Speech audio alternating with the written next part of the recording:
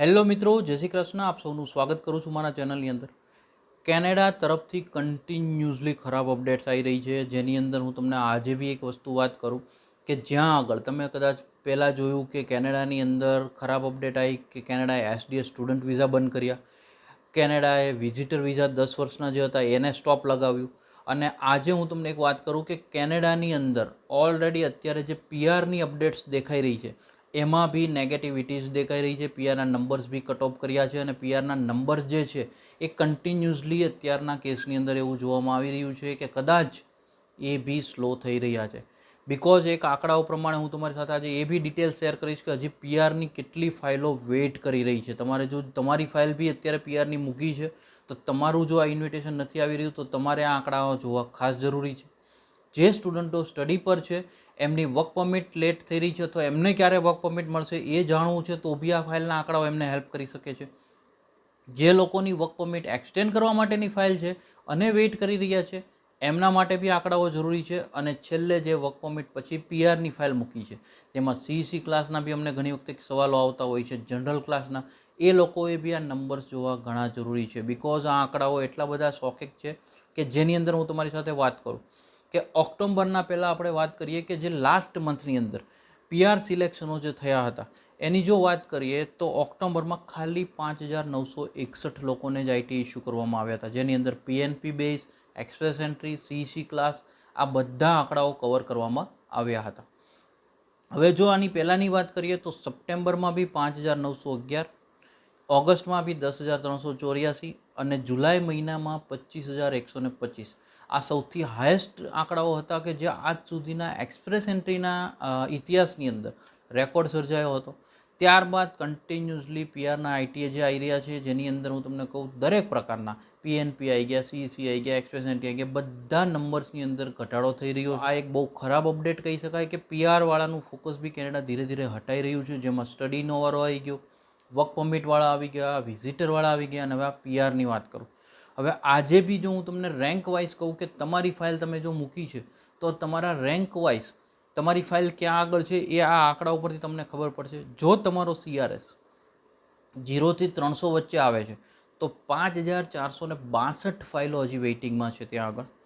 જો તમારો CRS 301 થી 350ની વચ્ચે આવે છે તો 22,928 ફાઇલો વેઇટ કરે છે. 351થી લઈ અને 400ના CRS વચ્ચે જો તમારી ફાઇલનો CRS છે તો 51,048 ફાઇલો વેઇટિંગમાં છે. 401થી લઈને 410નો જો CRS સ્કોરની વાત કરીએ તો 10,871 ફાઇલ વેઇટિંગમાં છે.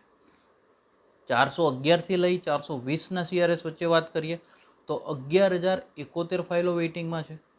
421થી લઈ 430ના CRS વચ્ચે વાત કરીએ તો 10,583 ફાઇલો વેઇટિંગની અંદર ચાલે છે. 431થી 440ના આંકડાની જો વાત કરીએ છીએ તો 12,047 ફાઇલો અત્યારે વેઇટિંગમાં છે. 441થી 450ના આંકડાની જો હું વાત કરું તો 10,931 ફાઇલો અત્યારે વેઇટિંગમાં ચાલી રહી છે. 451થી 460ની જો વાત કરીએ તો 11,306 ફાઇલો વેઇટિંગમાં છે. 461થી લઈ 470ના CRSની વાત કરીએ 12,900 ફાઇલો પેન્ડિંગ ચાલી રહી છે. 471થી 480 14,914 ફાઇલો વેઇટિંગ કરે છે. 481થી 490ના CRSની જો વાત કરીએ તો 12,240 ફાઇલો વેઇટિંગમાં છે. 491થી લઈને 500ના CRSની જો વાત કરો તો 11,925 ફાઇલો વેઇટિંગ કરી રહી છે. 501થી લઈને 600ના CRSની વચ્ચેની વાત કરીએ તો 13,430 ફાઇલો છે કે જેની અંદર વેઇટિંગ ચાલી રહ્યું છે, જેમાં સીસી ક્લાસ બી છે અને એક્સપ્રેસ એન્ટ્રી ક્લાસ બી છે. 601થી લઈ અને 1200ના CRSની વાત કરીએ તો 124 ફાઇલો વેઇટિંગમાં છે. ટોટલ ફાઇલ કહીએ તો પીઆરની 2,11,780 ફાઇલો એવી છે કે જે અત્યારે વેઇટિંગની અંદર ચાલી રહી છે કેનેડામાં.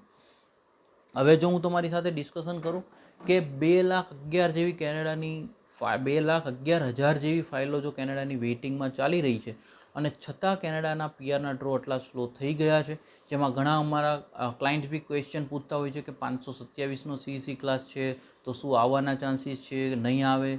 તો એ લોકો માટે હું જણાવું કે નોર્મલી અત્યારના સિનારીઓની અંદર જે ચેન્જીસ થઈ રહ્યા છે અત્યારે નેગેટિવ રુઝાન કહી શકાય કે જે કેનેડા વલણ અપનાવી રહ્યું છે.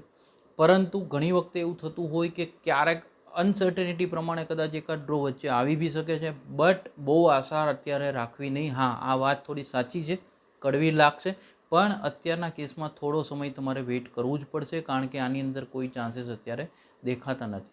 હવે જો કદાચ કેનેડા પાસે ઇમિગ્રેશન પાસે આ જ ફાઇલો એટલી વેઇટિંગમાં છે, આની સાથે સ્ટુડન્ટ્સની ફાઇલો વેઇટિંગમાં છે, IRCC ઇમિગ્રેશન પાસે જો આટલી ફાઇલો વેઇટિંગમાં છે, જેને કારણે ઘણાએ વર્ક પરમિટ એક્સટેન્શન મૂક્યું છે, એ લેટ થઈ રહ્યું છે, સ્ટડી પછી વર્ક પરમિટ મૂકી છે, એ લેટ થઈ રહી છે.